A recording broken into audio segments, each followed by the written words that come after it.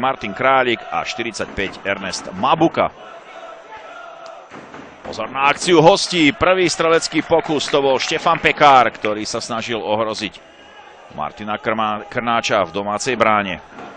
Ešte rozhodcovská štvorica. Hlavným rozhodcom tohto zápasu je pán Štefán Leško, prvý asistent Rastislav Žákech, druhý Branislav Hrdlička, štvrtý náhradný rozhodca je Boris Marhevka. Delegátom C miesto v tabuľke Fortuna ligy. Žilina začala vynikajúco tento súťažný rok. Bola Mijava na 7. mieste pred kolom, ale to sa samozrejme už zmenilo, pretože tento zápas je posledný v rámci 4. kola Fortuna ligy. Šice 3-1, Zlaté Moravce sa rozišli s Osenicou nerozhodne 0-0, no a dnes prvý výsledok z Trenčína, pohároví zástupcovia si to šlágri. Škriňar 95. ročník, Lubčo 95. To sú hráči, ktorí sa dostal k zakončeniu, ale jeho koníček preletel ponad žilinskú bránu.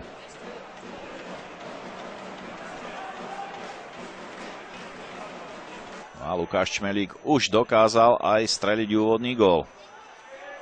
Na druhej strane Krnáč zatiaľ veľa práce nemal. A Žilina sa spolieha na svojich vlastných odchovancov, ktorých Adrián Guľa zapracováva do zostavy. Ale s ďalšou nepresnou prihrávkou na strane domácich. Mijava zatiaľ nedokáže na dlhší čas podržať loptu na svojich kopačkách a zakombinovať smerom k bráne tohto muža. Okamžite proti nemu vystúpil Škriňar a ďalší hráč Mijavy zdvojený. Nakoniec sa dostal k strele, ale len slabý pokus, ktorý končí v rukách Krnáča. A teraz pomenul domáceho pravého obrancu len slovne.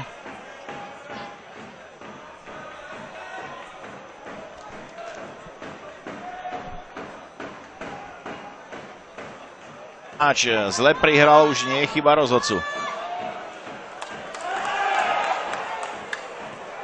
Malinké zaváhanie na strane Žiliny, až trojica hráčov. Švec.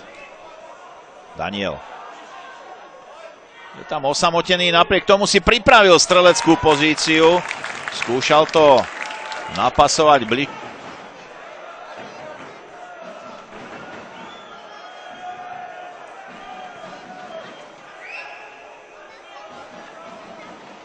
V súperovom ihrisku, takže taktiku už majú zvládnutú veľmi dobre.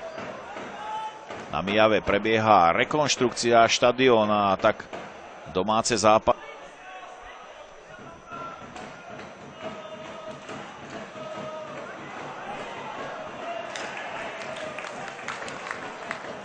Ale Sládek v úplnom závere vyrovnala. Mijava zvíťazila Podbrezovej 2-1. Teraz majú šancu hostia a je vyrovnané. Ďalšia krásna individuálna akcia a Erik Daň.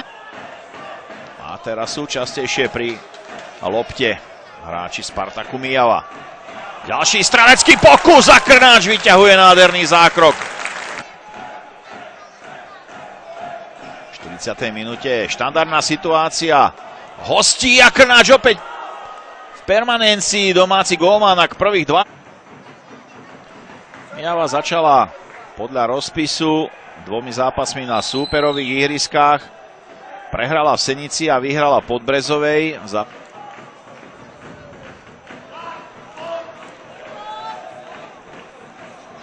Bojan Letič posiela malú domov na Krnáča a ten otáča hru na pravú stranu.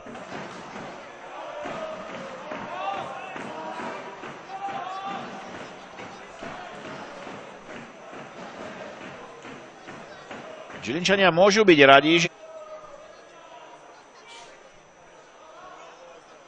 hostia už rozohrali nakrátko, teraz prichádza center, ale ten končí len v Krnáčových rukách. A brankár Žiliny okamžite rozohrá. Krnáč trošku váha s odkopom, chcel zahrať loptu nakrátko, ale Mijavčania sústredení okolo voľných hráčov. Senický Šula, ktorý bol na hosťovaní, ale po tom, čo sa Peter Solnička uzdravil, sa opäť vrátil medzi trižode. Ako jasná do priestoru, kde je Ernest Mabuka, ten nevyhráva súboj.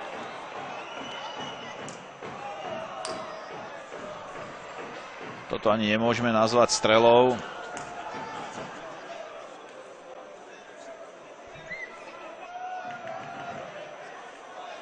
Piaček. Malá veľká domov, až na Krnáča. Pracovalo tu zo vzduchu. Letí člen dozadu na Krnáča. Škriňar. Vždy to končí tesne pred 16-kou alebo nepresnou strelou. Takýto obrázok poskytuje druhý polčas zápasu 4. kola Fortuna ligy medzi MŠ. Strelený gól by bol zrejme víťazný, či už na strane Mijavy alebo Žiliny. Aj Krnáč v problémoch.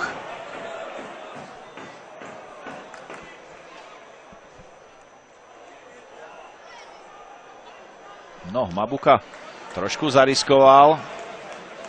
Tá hlavička išla tesne okolo hostujúceho hráča, ale Krnáč kontroloval situáciu.